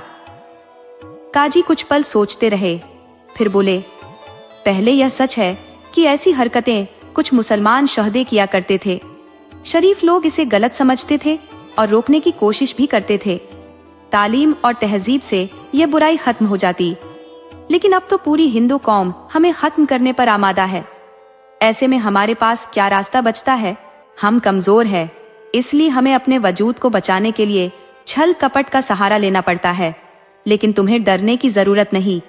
इस्लाम औरतों के हक को जितना मानता है उतना कोई दूसरा मजहब नहीं, और मुसलमान मर्द अपनी औरतों पर जान छिड़कता है। ये मेरे नौजवान साथी जामिद हैं, काजी ने कठोर लहजे में कहा। इनके साथ तुम्हारा निकाह तय किया गया है, अब शांति से अपनी जिंदगी बसर करो। औरत ने गुस्से से झुलसती आवाज में कहा, मैं तुम्हें और तुम्हारे धर्म को घिनौना समझती हूँ। तुम एक कुत्ते से भी बदतर हो। मेरी सलाह मानो और मुझे यहाँ से जाने दो, वरना ऐसा शोर मचाऊंगी कि तुम्हारा सारा नकाब उतर जाएगा। काजी ने तल्खी से जवाब दिया, अगर जुबान खोली तो अपनी जान से हाथ धो बैठोगी, बस इतना समझ लो। औरत ने निर्भीक स्वर में कहा, इज्जत के सामने जान की कोई कीमत नहीं। तुम मेरी जान ले सकते हो, मगर मेरी आबरू पर हाथ नहीं डाल सकते। काजी ने गुस्से को दबाते हुए कहा, क्यों बेवजह जिद पर अड़ी हो? महिला दरवाजे की ओर बढ़ी और सख्त लहजे में बोली, दरवाजा खोल दो। अब तक चुपचाप खड़े जामिद ने जब देखा कि काजी ने महिला का हाथ पकड़कर उसे जबरदस्ती रोकने की कोशिश की, तो उसने बिना कुछ सोचे दरवाजा खोल दिया और दृढ़ स्वर में कहा, इन्हें छोड़ दीजिए। काजी ने गुस्से से कहा, क्या बकता है? जामिद ने शांत लेकिन खड़े लहजे में कहा, खैरियत इसी में है कि इन्हें छोड़ दीजिए। जब काजी ने महिला को छोड़ने से मना कर दिया और तांगे वाला भी उसे पकड़ने को बढ़ा, तो जामिद ने बिना किसी हिचकिचाहट के काजी को धक्का दे दिया और महिला का हाथ पकड़कर उसे कमरे से बाहर ले आया। तांगे वाला पीछा करने दौड़ा, लेकिन जामिद ने उसे इतनी जोर से धक्का दिया कि वह जमीन पर औंधे मुंह जा गिरा। एक पल के भीतर जामिद और महिला दोनों सड़क पर पहुंच गए। जामिद ने धीमी आवाज में पूछा, आपका घर किस इलाके में है? महिला ने जवाब दिया, आड़ियागंज में। जामिद ने आत्मविश्वास से कहा, चलिए मैं आपको वहां तक छोड़ आता हूं। महिला ने कृतज्ञता से कहा, इससे बड़ी नेकी और क्या होगी? आपने आज मेरी आबरू बचाई है। मैं आपकी इस दया को कभी नहीं भूलूंगी। मुझे आज यकीन हुआ कि अच्छाई और बुराई हर जगह होती है। मेरे शौहर का नाम पंडित राजकुमार है। उसी वक्त एक तांगा सड़क पर आता दिखा। जामिद ने महिला को उसमें बिठा दिया। वह खुद भी बैठने ही वाला था कि ऊपर से काजी ने लाठी फेंकी जो तांगे से टकराई। जामिद तांगे में बैठ गया और तांगा चल पड़ा। अड़ियागंज पहुंचने पर पंडित राजकुमार का घर ढूंढने में कोई कठिनाई नहीं हुई। जामिद ने आवाज लगाई तो एक घबराया हुआ व्यक्ति बाहर निकला। महिला को देखकर वह भावुक स्वर में बोले, तुम कहाँ रह गई थी इंदिरा? मैंने तुम्हें स्टेशन पर नहीं देखा। मुझे आने में देर हो गई थी। तुम्हें इतनी देर कहाँ लगी? जैसे ही इंदिरा ने घर की चौखट पर कदम रखा, उसने गहरी सांस लेते हुए कहा, यह एक लंबी कहानी है। पहले जरा सांस लेने दो, फिर सब कुछ बताती हूँ। बस इतना समझ लो कि अगर इस मुसलमान ने मेरी मदद न की होती तो मेरी इज्जत मिट्टी में मिल गई होती। इंदिरा की बात सुनकर पंडित जी के भीतर बेचैनी और भी बढ़ गई। वह जल्दबाजी में इंदिरा के साथ अंदर चले गए, लेकिन कुछ ही पल बाद वह बाहर लौटे। उनके चेहरे पर गहरी कृतज्ञता झलक रही थी। जामिद के सामने खड़े होकर उन्होंने भावुक स्वर में कहा, भाई साहब, हो सकता है आपको यह दिखावा लगे, पर मुझे इस समय आप में ईश्वर का ही रूप नजर आ रहा है। मेरी जबान इतनी समर्थ नहीं कि आपकी नेकी का धन्यवाद कर सकूं। कृपया अंदर चलकर थोड़ा विश्राम करें। जामिद ने विनम्रता से कहा, नहीं, अब मुझे इजाजत दीजिए। पंडित जी ने गंभीरता से कहा, मैं आपकी इस महानता का क्या प्रतिदान कर सकता हूँ?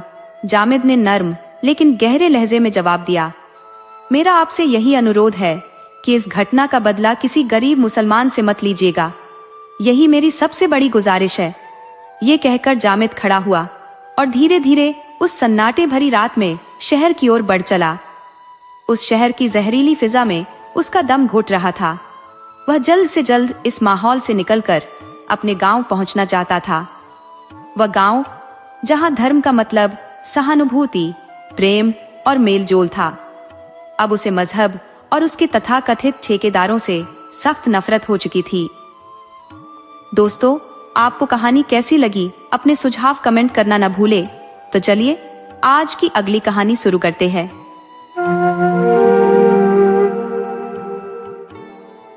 मात्र प्रेम, तेरा कोई सानी नहीं। इस संसार में बाकी सब कुछ छलावा है, क्षण भंगुर है। केवल मात्र प्रेम ही शाश्वत है, अडिग है। 3 दिन हो गए थे। सुखिया के मुंह में न तो अन्न का एक कण गया था और न पानी की एक बूंद। उसकी निगाहें बस पुआल पर लेटे अपने नन्हे से लाल पर टिकी थी, जो दर्द से कराह रहा था। 3 दिनों से उसकी आंखें भी नहीं खुली थी। कभी सुखिया उसे अपनी गोद में उठा लेती तो कभी थककर वापस पुआल पर सुला देती। इस चंचल हंसते खेलते बच्चे को अचानक क्या हो गया, ये कोई बता नहीं पाता था। ऐसी हालत में सुखिया को भूख प्यास कहाँ महसूस होती। उसने एक बार पानी का घूंट भरने की कोशिश की थी, लेकिन वह कंठ से नीचे नहीं उतर सका। उसकी बदकिस्मती की कोई सीमा नहीं थी। साल भर के भीतर 2 मासूमों को वह गंगा में समर्पित कर चुकी थी। पति का साया तो पहले ही सर से उठ चुका था। अब इस अनाथ के जीवन का इकलौता सहारा यही बालक था। लेकिन क्या ईश्वर इस अंतिम आश्रय को भी छीन लेना चाहते हैं? ऐसा सोचते ही सुखिया की आंखों से आंसू बह निकलते। वह अपने बच्चे को एक पल के लिए भी अकेला नहीं छोड़ती थी। जहां जाती उसे साथ ले जाती।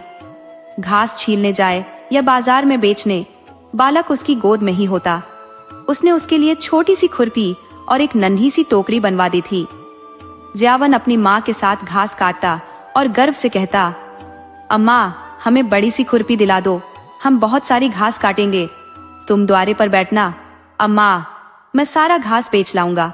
माँ प्यार से पूछती, मेरे लिए क्या क्या लाओगे बेटा?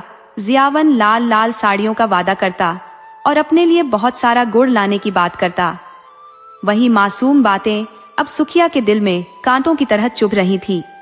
जो भी बच्चे को देखता यही कहता कि किसी की नजर लग गई है। लेकिन किसकी नजर? इस बेचारी विधवा का इस संसार में कौन दुश्मन होगा? अगर नाम पता चल जाता तो सुखिया खुद उसके पैरों पर गिरकर मिन्नत करती और अपने बच्चे को उसकी गोद में रख देती। क्या वह दया से पिघल नहीं जाता? लेकिन नाम बताने वाला कोई नहीं था। रात का 3रा पहर बीत चुका था।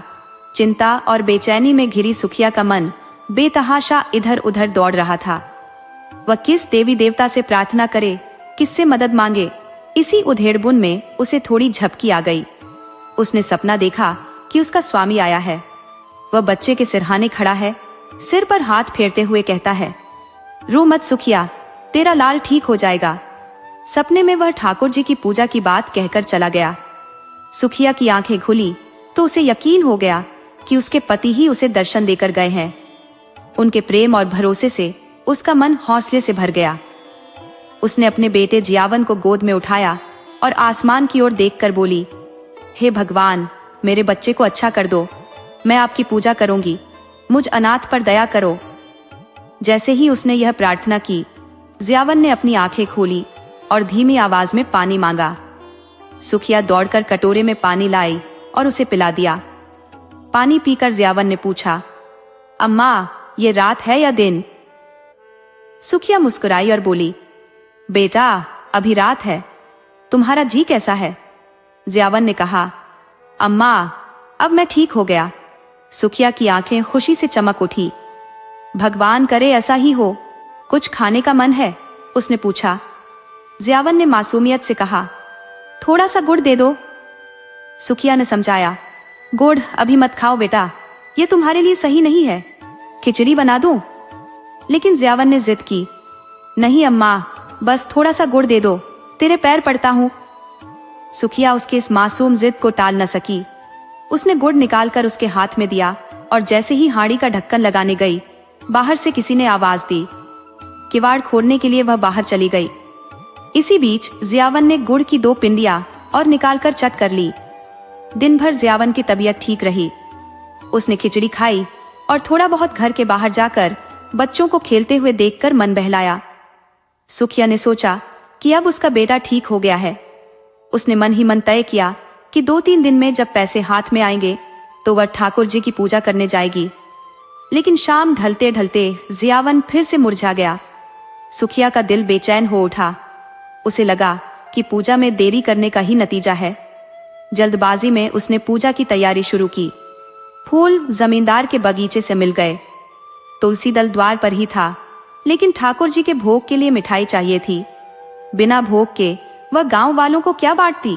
सुखिया ने ठाकुर जी की पूजा के लिए कम से कम एक आना जुटाने की भरपूर कोशिश की, लेकिन पूरा गांव खंगालने के बाद भी उसे कहीं से उधार न मिला। उसके हाथ निराशा लग रही थी।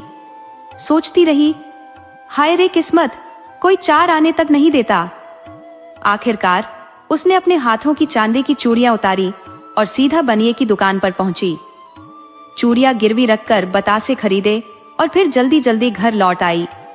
पूजा का सामान तैयार करते हुए उसने अपने बेटे को गोद में उठाया और दूसरे हाथ में पूजा की थाली संभाली।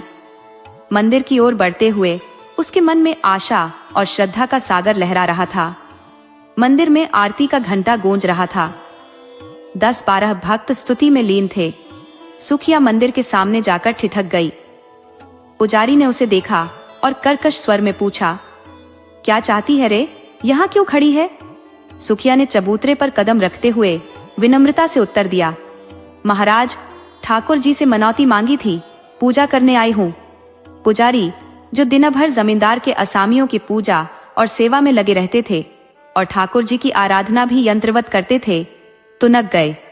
उनकी दिनचर्या ऐसी थी कि भले ही ठंडी हवाएं चले, वे बिना स्नान किए जल न छूते। लेकिन उनके हाथ पैरों की मैल से यह स्पष्ट था कि स्वच्छता पर उनका ध्यान कम था। उन्होंने झल्ला कर कहा, भीतर क्यों घुस आएगी, यही पूजा कर ले, भरभष्ट करने आई है। भीड़ में से एक भक्त ने ताना मारा, क्या ठाकुर जी को भी पवित्र करने आई है? सुखिया ने बड़ी सरलता से उत्तर दिया, सरकार, ठाकुर जी के चरण छूने आई हूँ, पूजा की सारी सामग्री साथ लाई हूँ। पुजारी ने व्यंग्य भरे लहजे में कहा, पगला गई है क्या, तू ठाकुर जी को छुएगी? कैसी बेसिर पैर की बात कर रही है?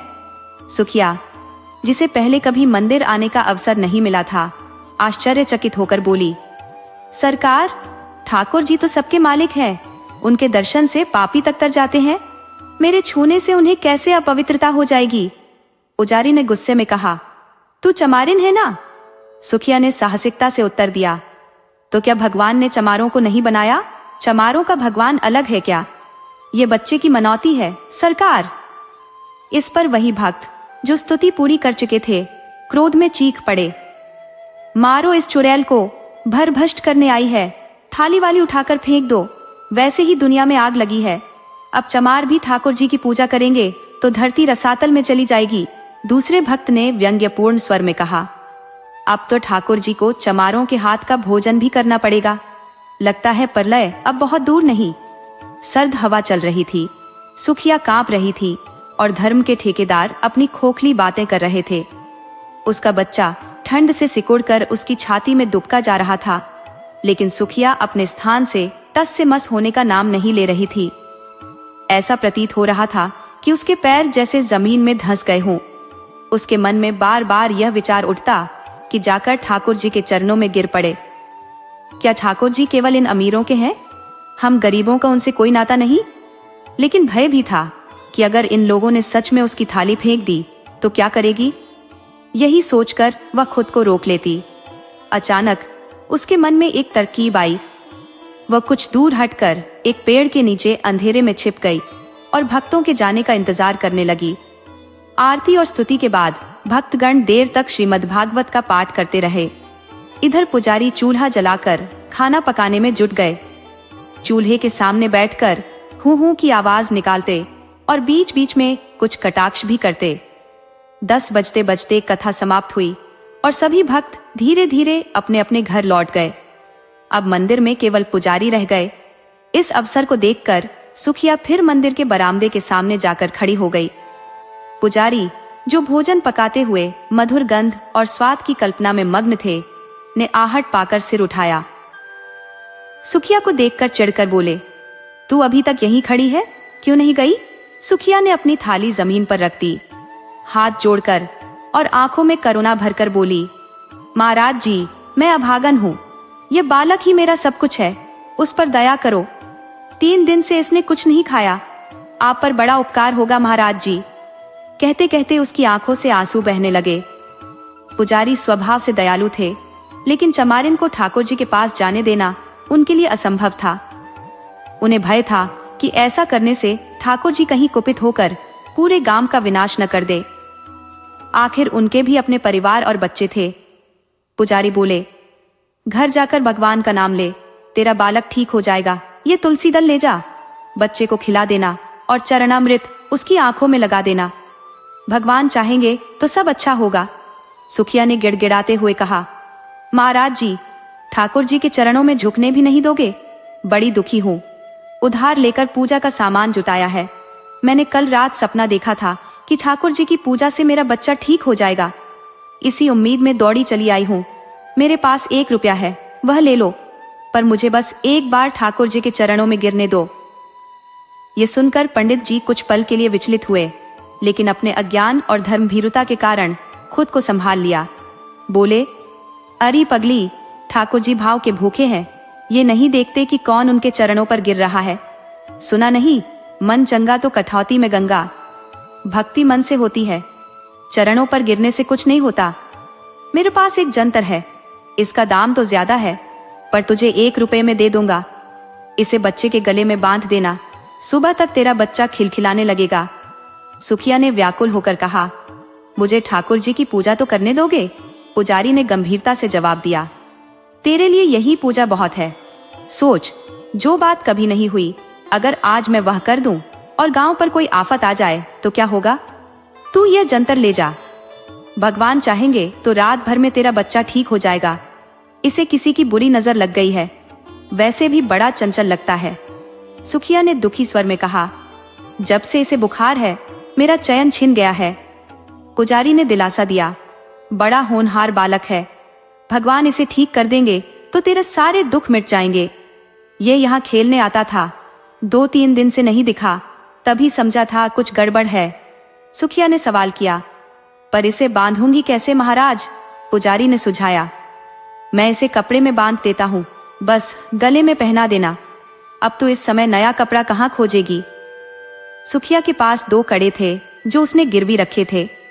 एक पहले ही टूट चुका था, दूसरा उसने पुजारी को दिया और जंतर लेकर अपने मन को बहलाते हुए घर लौट आई। घर पहुंचकर उसने बच्चे के गले में जंतर बांध दिया, लेकिन जैसे जैसे रात बीतने लगी, बच्चे का बुखार और बढ़ता गया। यहाँ तक कि तड़के 3 बजे उसके हाथ पैर ठंडे पड़ने लगे। घबराकर सुखिया ने सोचा, हाय, मैं व्यर्थ ही डरती रही और बिना ठाकुर जी के दर्शन किए लौट आई। अगर मैं अंदर चली जाती और भगवान के चरणों पर गिर पड़ती तो कौन मेरा क्या कर लेता? यही ना, लोग मुझे धक्के देकर बाहर निकाल देते, शायद मारते भी, पर कम से कम मेरी पूजा तो पूरी हो जाती।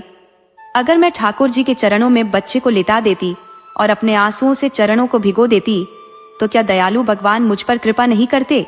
वह तो दीनों के रक्षक हैं। क्या मेरे दुख से उनका हृदय न पिघलता? यह ख्याल आते ही सुखिया का मन व्याकुल हो उठा। अब विलंब का प्रश्न नहीं था, वह जरूर जाएगी, चरणों पर गिरेगी और रोते रोते अपना दुख कहेगी। उसकी इस निराशा भरी दुनिया में अब ठाकुर जी ही आखिरी आसरा थे। अगर मंदिर के दरवाजे बंद होंगे तो वह ताले तोड़ डालेगी। ठाकुर जी क्या किसी की संपत्ति है जिन्हें कैद किया जा सके? रात के 3 बज चुके थे। सुखिया ने बच्चे को कंबल में लपेटकर अपनी गोद में लिया, दूसरे हाथ में पूजा की थाली उठाई और मंदिर की ओर चल पड़ी। जैसे ही वह घर से बाहर निकली, ठंडी हवा के झोंकों ने उसकी हिम्मत पर चोट की। उसके कदम शिथिल हो रहे थे और ठंड उसके दिल को कंपा रही थी। चारों ओर गहरा अंधकार था। मंदिर तक का रास्ता करीब 2 फरलांग का था, जो घने पेड़ों के नीचे नीचे होकर जाता था। रास्ते में एक तरफ पोखरा था, जहां एक धोबी की मौत हुई थी। दूसरी ओर बांस की कोठियां थी, जिन्हें लोग भूत प्रेतों का अड्डा मानते थे। चारों ओर खेत थे जो सन्नाटे में डूबे हुए थे। रास्ते में अचानक गीदड़ों की भयानक आवाजें सुनाई देने लगी। सुखिया डर के मारे कांपने लगी। यदि उसे लाखों रुपये मिलते तो भी वह इस समय यहाँ आने की हिम्मत न करती, मगर बच्चे के लिए उसकी ममता ने डर को दबा दिया।